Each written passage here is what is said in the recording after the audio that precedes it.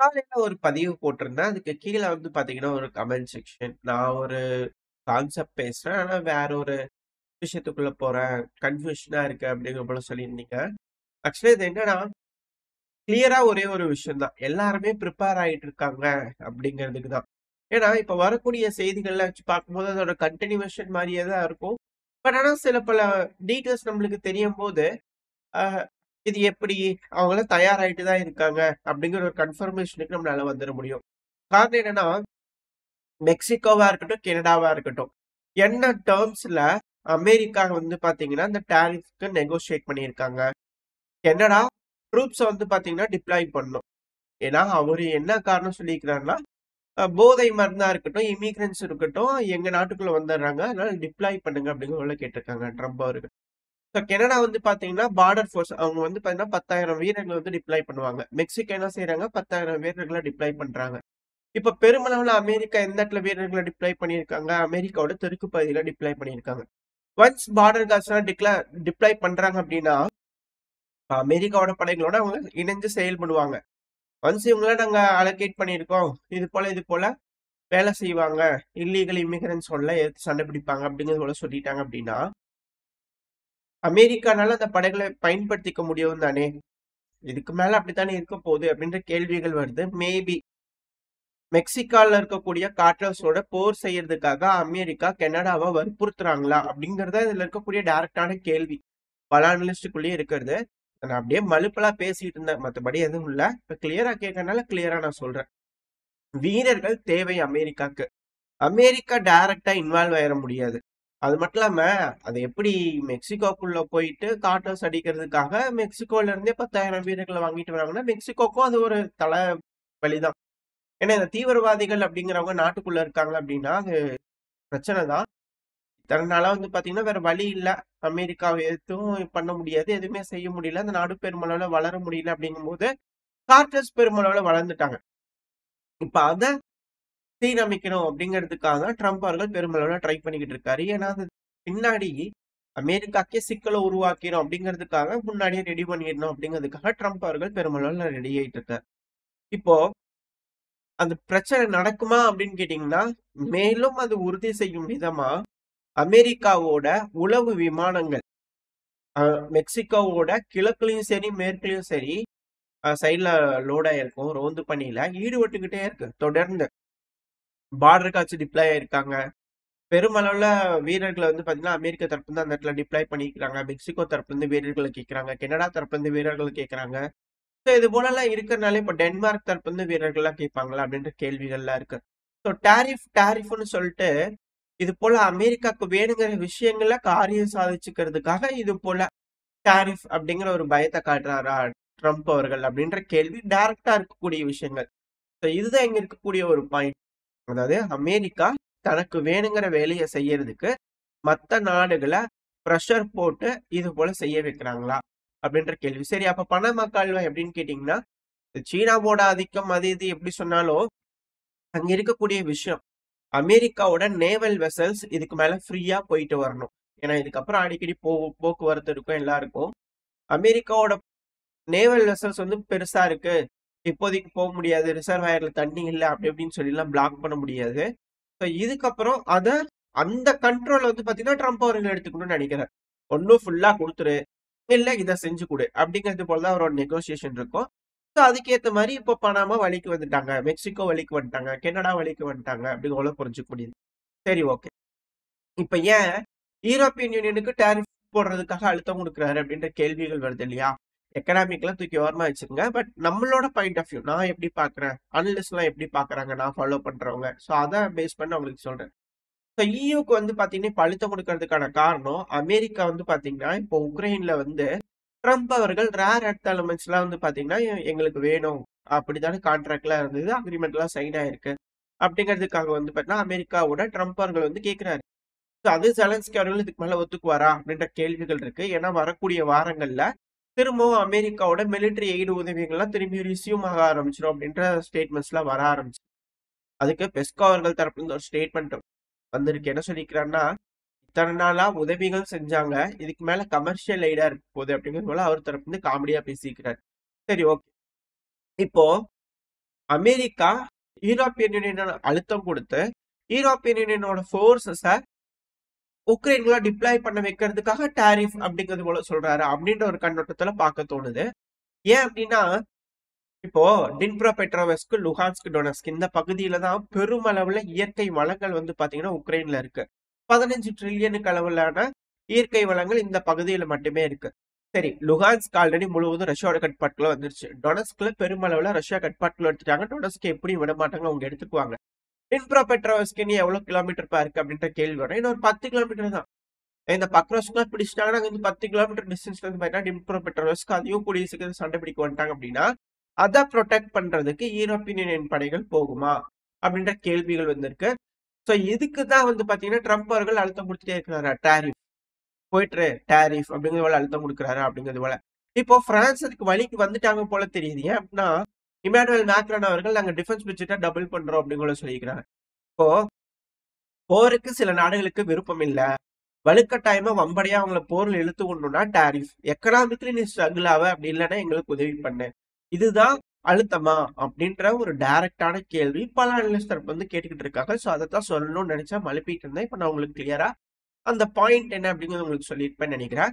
அதாவது செய்திகள் என்னவா வேணா இருக்கலாம், யூஸ் பண்ணக்கூடிய வார்த்தைகள் என்னவா வேணா இருக்கலாம், பட் அதுக்கு மறைமுகமான இருக்கக்கூடிய விஷயங்கள் இதுதான் அப்படிங்கிறது போல. அதாவது டாரிஃப்க்கு பின்னாடி இருக்கக்கூடிய அர்த்தங்கள் இதுதான் அப்படின்னு சில அனலிஸ்ட் வந்து கருத்துக்கள் இருக்கு. இதைத்தான் நான் உங்களுக்கு சொல்லணும்னு நினைச்சேன். ஸோ ஓரளவுக்கு தெளிவுபடுத்தியிருப்பேன்னு நினைக்கிறேன். இதுக்கு மேலே ஏதாவது உங்களுக்கு பிரச்சனைகள் இருந்துச்சுன்னா கமெண்ட் செக்ஷன்ல சொல்லுங்க. அடுத்த பையில பேச ஆரம்பிக்கலாம். அதே போல அடுத்து வந்து பாத்தீங்கன்னா டென்மார்க்கோட பிரைம் மினிஸ்டர் ஃப்ரெட்ரிக்சன் அவங்க இருக்காங்க இல்லையா, ஸோ அவங்க தரப்பு ஸ்டேட்மெண்ட் வந்திருக்கு. நாங்களும் டஃப்பான ரெஸ்பான்ஸ் எடுப்போங்க, ட்ரம்ப் அவர்கள் சும்மா டாரிஃப் நாங்களும் அதுக்கேற்ற மாதிரியான ரெஸ்பான்ஸ் எடுப்போம் அப்படிங்கிற சொல்லிக்கிறாங்க. இது போல பேசக்கூடிய தலைவர்கள்லாம் பேசுறாங்க, மைக் இருக்கு அப்படிங்கிறதுக்காக பேசுறாங்க. ஆனா செயல்கள் வந்து பார்க்கும்போது சரிங்க சும்மா அப்படிங்கிறது போல போயிடுறாங்களா அப்படின்ற கேள்விகள் இருக்கு. நான் காலையில பதிவுல தான் பார்த்தேன், இமானுவேல் மேக்ரான் அவர்கள் சிமிலர் ரெஸ்பான்ஸ் எடுப்போம்னாங்க. ஆனா சிமிலர் ரெஸ்பான்ஸ் என்ன, டிஃபென்ஸ் பட்ஜெட் இன்க்ரீஸ் பண்ணதா, டிஃபென்ஸ் பட்ஜெட் இன்க்ரீஸ் பண்ணா என்ன நடக்கும் அப்படின்ற கேள்விகள் இருக்கு இல்லையா. ஸோ அதே போல சிமிலரான ரெஸ்பான்ஸ் இவங்களே எடுப்பாங்களா அப்படிங்கிற போல கேள்விகளா வர ஆரம்பிச்சிருக்கு. சரி, ஓகே. இப்போ அமெரிக்காக்கும் யூரோப்பியன் யூனியனுக்கும் சிமிலரா ஒரு விஷயம் நடந்திருக்கே, அடடா என்ன ஒரு ஆச்சரியம் அப்படிங்கிறது போல இருக்கே. அப்படின்னா ஜெலன்ஸ்கி அவர்கள் என்ன சொன்னாரு, சிலர் 200 மில்லியன் சொல்லலாம், இல்ல 177 மில்லியன் சொல்லலாம், எங்களுக்கு வந்து 70 மில்லியன் தான் கிடைச்சிருக்கு அப்படிங்கிற ஜெலன்ஸ்கி அவர்கள் சொன்னாரா. இப்போ இதையும் வந்து பாத்தீங்கன்னா ஜெலன்ஸ்கி அவர்கள் சொல்லிடக்கூடாது அப்படிங்கிறதுக்காக காஜா காலஸ் அவர்கள் ஹை ரெப்ரஸன்டேட்டிவ் புதுசா வந்துக்கிறாங்க இல்லையா, காஜா காலஸ் அவர்கள், அவங்க தரப்பு ஸ்டேட்மெண்ட் வந்திருக்கு. ஈயோட ஹை ரெப்ரஸன்டேட்டிவ் அவங்க தரப்பு என்ன ஸ்டேட்மெண்ட் வந்திருக்கு அப்படின்னா, அதாவதுங்க மொத்தம் 134 பில்லியன் ஈரோங்க, இதுல 50 பில்லியன் ஈரோ டைரக்டா வெப்பனுக்குன்னு கொடுத்துருக்காங்க அப்படிங்கிறது போல அவங்க தரப்பு ஸ்டேட்மெண்ட் வந்திருக்கு. என்னங்க அப்ரோரா மாறிக்கிறீங்க அப்படிங்கிறது போல கேள்விகள்ல வருது. பட் இருந்தாலும் அதாவது 134 பில்லியன்ல 50 பில்லியன் தான் உக்ரைனுக்கு போயிருக்கு அப்படின்னா எப்படி அப்படின்ற கேள்விகள் வருது இல்லையா. ஜெலன்ஸ்கி அவர் சொல்றதுக்கு முன்னாடி இவங்களே ஒத்துக்கிறாங்களா அப்படிங்கிற போல கேள்விகள்லாம் வந்திருக்கு. எது எப்படியோ பெருமளவுல பணங்கள்லாம் கையாடல் பண்ணிக்கிறாங்க அப்படிங்கிற புரிஞ்சுக்க முடியுது. இதுக்கு முன்னாடி எல்லாம் எப்படியோ அதெல்லாம் விளையாட்டு முடிஞ்சிருச்சு. இப்போ சீரியஸா நடக்க போது யுத்தம், இதுக்கு மேலதான் யுத்தம்ங்கிறதே இருக்க போகுது. சோ அதுக்காக தான் ரிஃபார்ம் ஆயிட்டு இருக்கு எல்லாமே. இந்த ஊழல் அது இதுலாம் இதுக்கு மேல எதுவுமே இல்லாம எல்லாத்தையும் கிளாரிஃபை பண்ணி ரீகன்ஸ்ட்ரக்ட் பண்ணும், மாடர்னைஸ் பண்ணுன்ற பேர்ல ரீகன்ஸ்ட்ரக்ட் பண்றாங்களா அப்படின்ற கேள்விகள்லாம் வர ஆரம்பிச்சிருக்கு. இல்ல ஒரு வேடிக்கையான விஷயம் என்னன்னா, சாரான்றவங்க வந்து பாத்தீங்கன்னா சமீபத்துல யூடியூப்ல கொஞ்சம் இதா இருக்காங்க, ஜியோ பாலிடிக்ஸ் பத்தி பேசக்கூடிய ஒரு நபர், ஹிஸ்டாரியன் அப்படின்றது போல முன்னெடுத்து பேசுவாங்க. இவங்க அமெரிக்காவோட ஒரு ஹிஸ்டாரியன். இவங்க தரப்புல இருந்து என்ன சொல்லுவாங்கன்னா, இந்த டிக்டேட்டர்ஸ் எல்லாம் இருக்காங்களா, உதாரணத்துக்கு ஜின்பிங் அவர்கள், அவங்களாம் எப்படியாவது மக்கள் கிட்ட கம்யூனிகேட் பண்ணும், அதனால அவங்க எப்பவுமே உண்மையை சொல்லிடுவாங்க. அவங்களோட வேர்ட்ஸ் வந்து நம்ம கேர்ஃபுல்லா ரிசர்ச் பண்ணாலே போதும் அப்படிங்கிறது போல அவங்க தரப்புன்னு சொல்லியிருப்பாங்க. இதுல ஒரு மிஸ்ஸிங் பார்ட் இருக்கு. அப்போ டெமோக்ராட்டிக்கலி எலெக்ட் பண்ணப்பட்ட தலைவர்கள்லாம் இருப்பாங்களே, அவங்க எப்படி மக்கள் கிட்ட கம்யூனிகேட் பண்றாங்க அப்படின்ற கேள்விகள் வருது இல்லையா. இது போல உண்மையே பேசக்கூடாது, பூரம் பொய் பூசி மழுகிற மாதிரியான விஷயங்களை செஞ்சு மக்களை வந்து பாத்தீங்கன்னா ஒரு மாய வலையிலே வச்சிருக்கக்கூடிய நபர்கள் தான் இவங்களாமா அப்படின்ற போல கேள்விகள் டைரக்டாவே கேட்க தோணுதுன்னு சில அனலிஸ்டர் வந்து இருக்கு. ஏன் அப்படின்னா அதாவது டிக்டேட்டர்ஸ் வந்து அவங்க அப்படி அவங்க சொல்ற வார்த்தை வந்து இருக்கும், அதை செயல்படுத்துவாங்க, அவங்க வந்து சொல்லுவாங்க அப்படிங்கிறத அவங்க சொல்றாங்க இல்லையா. இதெல்லாம் வச்சு பார்க்கும்போது டிக்டேட்டர்ஸே தேவைதானே அப்படிங்கிறது போல இருக்கு. ஏன்னா ஈராக்ல, அதாவது ஈராக்ல ஈராக்ல என்னமோ இருக்குது அப்படிங்கிறத உள்ள போர் தொடுத்தாங்க. கடைசியில போய் பார்த்தாங்க ஒண்ணுமே இல்ல அப்படின்னாங்க. அப்ப அது பொய் தானே? அப் என்னமோ இருக்கிற மாரி சொல்லி பூசி மொழிகி ஒண்ணு செஞ்சு இப்ப பண்ணிட்டீங்கல்ல அப்படிங்கிற ஒரு கேள்விகள் வருது இல்லையா? இப்ப அதே மாரி தான் இப்ப ஈரானுக்கு செய்ய போறீங்களா? அப்படின்ற கேள்விகள் வருது. ஏன்னா, சீக்கிரட்டா அணு ஆயுதம் தயாரிச்சுட்டே இருக்கிறாங்க ஈரான் அப்படின்னு கூட சொல்லிட்டாங்க. ஈரான் தப்புன்னு தெளிவாவே வந்துருச்சு. அணு ஆயுதம் வேணும்னு நாங்க நெனைச்சோம்னா, எப்பவோ நாங்க செஞ்சிருப்போம். பட் ஆனா அது எங்களுக்கு தேவையில்ல அப்படின்னு கூட சொல்லிட்டாங்க. ஆனா இப்ப என்ன சொல்றாங்கன்னா, 3000 கிலோமீட்டர் ரேஞ்ச் இருக்கும். ஈரானோட அணு ஆயுதம் நார்த் கொரியா கிட்ட இருந்து சீக்கிரட்டா டெக்னாலஜி டிரான்ஸ்பர் ஆயிருக்கும். அணு ஆயுதம் செஞ்சிருப்பாங்க ஈரான் அப்படின்னு கூட சொல்றாங்க. இப்ப இஸ்ரேலோட பிரைம் மினிஸ்டரான பெஞ்சமின் நெத்தன்யாஹு நேரா அமெரிக்கால இப்ப விஜயம் பண்ணியிருக்கிறார். விசிட் விட்டுருக்கிறார். சோ இப்ப அங்க வந்து பாத்தீங்கன்னா, ஈரானோட அணு ஆயுத சைட் மேல தாக்குதல் பண்றதுக்கான பேச்சுவார்த்தைகள்லாம் போகும் அப்படின்னு சொல்லியிருக்கிறாங்க. அது மட்டும் இல்லாம தொடர்ந்து ஈரான் வந்து பாத்தீங்கன்னா, ட்ரில்லுல ஈடுபட்டுட்டே இருக்காங்க. இப்ப கூட ஒரு 2, 3 நாளைக்கு முன்னாடி கூட வந்து பாத்தீங்கன்னா, ஒரு மிசைல் அண்டர் கிரவுண்ட் சிட்டிய வந்து பாத்தீங்கன்னா காமிச்சிருப்பாங்க. ஏகப்பட்ட மிசைல் சோதனை மேல சோதனை பண்ணிட்டே இருக்கிறாங்க. பிரிப்பேர் ஆயிட்டு இருக்காங்க ஈரானும். அதாவது இது இது எல்லாத்துக்கும் மேல இஸ்ரேலுக்கு வந்து பாத்தீங்கன்னா, 1 பில்லியன் அளவுக்கான ஆயுத உதவிகள் அமெரிக்க தரப்புல இருந்து செய்ய போறாங்க அப்படின்னு கூட சொல்லியிருக்காங்க. இதெல்லாம் நீங்க கூட்டி கழிச்சு பாத்தீங்கன்னா, கண்டிப்பா மிடில் ஈஸ்டா இருக்கட்டும், ஆப்பிரிக்காவா இருக்கட்டும், யூரோப்பா இருக்கட்டும், ஏன் மேல வந்து பாத்தீங்கன்னா, நார்த் அமெரிக்காவா இருக்கட்டும், அங்கேயே ஒரு சண்டை. கீழ சவுத் அமெரிக்காவா இருக்கட்டும். 2வது இந்த சைடுல வந்து பாத்தீங்கன்னா, சீனா. சோ இது எல்லாமே இதுக்கு மேல பிரச்சனை ஒண்ணொண்ணா வெடிக்க ஆரம்பிச்சிடும் அப்படிங்கிறத இதுல இருக்கக்கூடிய ஓப்பனான ஒரு விஷயம். ஓரளவுக்கு கிளியரா சொல்லியிருப்பேன்னு நினைக்கிறேன். அதாவது இதுக்கு மேல எப்படி நம்ம பேசுறதுன்னு தெரியாது. அதாவது பல அனலிஸ்டுகளோட கருத்துக்கள் என்ன பேசிக்கிறாங்க அப்படிங்கறத வந்து பாத்தீங்கன்னா, நான் புரிஞ்சுக்கிட்டத வச்சு உங்களுக்கு கோர்வையா ஒரு பதிவுல குடுத்திருப்பேன். செய்திகள் என்னவா வேணா இருக்கலாம். என்ன வேணா பேசிக்கலாம். அதுக்கு பின்னாடி இருக்கக்கூடிய விஷயங்கள் என்ன? அதை எப்படி நம்ம பார்க்குறோம்? எப்படி பல அனலிஸ்ட் பார்க்குறாங்க? சோ அத உங்ககிட்ட எப்படி சேர்க்கணும் அப்படிங்கிறத வந்து நான் யோசிச்சு பண்ணிட்டு இருந்தேன். பட் ஆனா இப்படி கிளியரா சொன்னாலே கரெக்ட்டா இருக்கும் அப்படிங்கிறதுக்காக, இப்போ அதாவது ஈரான் மேல ஒரு தாக்குதல் நடக்க போகுது. ஈரான் பண்ணுங்க பார்த்துக்கலாம் அப்படிங்கிறதுக்காக ரெடி ஆயிட்டு இருக்காங்க. ஒன்ஸ் இங்க டிஸ்கஷன்லாம் முடிஞ்சு எல்லாம் ரெடி ஆனதுக்கு அப்புறம் தாக்குதல் பண்ணும்போது, ஈரான் ஒரு மிக பெருமளவுல தாக்குதல் பண்ணுவாங்க. சோ இந்த ஒரு காரணத்தினால தான் ஈரான் வந்து ஃபைட்டர்ஸ்லாம் பிரிசர்வ் பண்ணியிருக்காங்களா? இந்த வார்த்தைய நான் முன்னாடியே யூஸ் பண்ணியிருக்கேன். அதாவது ஈரானா ஹிஸ்புல்லாவா இருக்கட்டும், ஹமாஸா இருக்கட்டும், யாருமே சண்டையே புடிக்கலீங்க ஃபர்ஸ்ட்டு. சிரியால வந்து பாத்தீங்கன்னா, ஆசாதோட படைகள் பிரிசர்வ் பண்ணியிருக்கிறாங்களா? ஏகப்பட்ட படைகள் இருக்காங்க. அது வந்து பிரேக் டவுன்லாம் குடுத்து நான் உங்களுக்கு பேசி ஸோ அதெல்லாம் நீங்க பார்த்திருந்தீங்கன்னா உங்களுக்கு தெரிஞ்சிருக்கும். அந்த சிரியாவோட அந்த சீரிஸ் மாரி போட்டிருந்தா, நீங்க அது பார்த்திருந்தீங்கன்னா தெரிஞ்சிருக்கும். ஸோ ஃபைட்டர்ஸ்லாம் பிரிசர்வ் பண்றாங்கன்னா, மிக பெருமளவுல இதுக்கும் தயாராகுறாங்களா? அப்படின்ற கேள்விகள்லாம் வருதுன்னு சொல்லியிருந்தேன் இல்லையா? இதெல்லாம் நீங்க கூட்டி கழிச்சு பார்த்தா உங்களுக்கே தெரியும். ஸோ ஒரு மிக பெரும் போர் வரப்போகுது மிடில் ஈஸ்ட்லயா இருக்கட்டும். ஸோ அந்த டைம்ல கண்டிப்பா ஈரானுக்கு வந்து ஃபைட்டர்ஸ் பெருமளவுல தேவைப்படும். அதுக்கு இதெல்லாம் யூஸ் பண்ணிக்குவாங்களா? அப்படின்ற கேள்விகள் இருக்கு. இப்ப அதே போல வந்து பார்த்தீங்கன்னா, அ அது இருக்கட்டும். அது கூட இன்னொரு ஒரு விஷயம். இந்த தீவிரவாதிகள்னு இருக்காங்க இல்லையா? இத்தன நாளா அசர்பைஜான்ல பெருமளவுல இல்லாம இருந்துட்டு இருந்தது. இப்ப அசர்பைஜான்லயும் வந்து பார்த்தீங்கன்னா, ஈசிஸ் நுழைஞ்சுட்டாங்க அப்படிங்கிற ஒரு தகவல்லாம் வந்துருச்சு. அதுல ஒரு வீடியோ பதிவு லோட் ஆயிருக்கும். அசர்பைஜானோட காடுகள்ல, அடர்ந்த காடுகள்ல இருந்து தயாரிக்கப்பட்ட மூலிகை மாரி தயாரிக்கப்பட்டிருக்காங்க டெரரிஸ்ட் ஆர்கனைசேஷன். பக்கத்துல அர்மேனியா இருக்கு. அர்மேனியா யாருக்கு உதவிட்டு இருக்காங்க? குர்தின மக்களுக்கு உதவிட்டு இருக்காங்க. அது எங்க இருக்காங்க? சிரியால இருக்காங்க.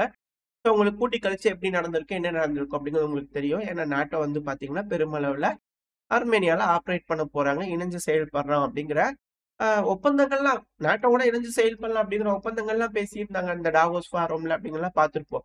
எந்த அளவுக்கு இணைஞ்சு செயல்பட்டுருக்காங்க அப்படிங்கிறத இப்ப நம்ம அசர்பைஜானோட காடுகள்ல பார்த்தோம்னா தெரிஞ்சுக்க முடியும். இப்ப அடுத்தது அதே போல வந்து பார்த்தீங்கன்னா பிஎல்ஏ. தொடர்ந்து பாகிஸ்தானோட ராணுவ வீரர்கள் மேல தாக்குதல் பண்ணிட்டே இருக்கிறாங்க. இன்னைக்கு வந்த தகவல் கூட வந்து பாத்தீங்கன்னா 2 பாகிஸ்தானோட வீரர்கள் இறந்துட்டாங்க. சமீபத்துல தொடர்ந்து இது போல செய்திகள் வந்துகிட்டே இருக்கு. அதுல இதுவும் ஒரு ஆடட் அட்வான்டேஜ்னு வச்சுக்கோங்களேன். சோ இது ஒரு செய்தி. இப்ப துருக்கி வந்து பாத்தீங்கன்னா அவங்களுக்கு குர்தின மக்கள் பிரச்சனையா இருந்தாங்க. ட்ரம்ப் அவர்கள் என்ன செஞ்சாரு? நாங்க வந்து ட்ரூப்ப வாபஸ் வாங்குறோம் அப்படின்னு சொன்னாங்களே. ஆனா அங்க இருந்து வாபஸ் வாங்க கிடையாது. அங்க ரெகுலரா அமெரிக்காவோட படைகள் ரொட்டீன்ல ஈடுபட்டுக்கிட்டே தான் இருக்கிறாங்க அப்படின்னு சொல்றாங்க. இதெல்லாம் வச்சு பார்க்கும்போது எல்லா இடங்கள்லயும் அணிகள் சேர்ந்துகிட்டு இருக்காங்க. கூடிய சீக்கிரத்துல ஒரு முடிவுக்கு வந்துருவாங்க. அதுக்கப்புறம் எல்லா பக்கத்தையும் சண்டை நடக்கும். யூரோப்பியன் யூனியன் நாடுகள் எப்படியாச்சும் ஏன்னா பின்லாண்ட்ல வந்து பாத்தீங்கன்னா ரஷ்யாக்கு நேவல் பிளாக்கெட் போட பெருமளவுல ட்ரை பண்ணிட்டு இருக்காங்க. அடுத்தடுத்த படங்கள் வந்து பாத்தீங்கன்னா இந்த அண்டர் வாட்டர் கேபிள்ஸ் எல்லாம் கட் ஆகுதுன்னு சொல்லிட்டு சந்தேகத்தின் பேர்ல சீஸ் பண்ணிட்டே இருக்கிறாங்க. அங்க போயிட்டு வரக்கூடிய கப்பல்கள்.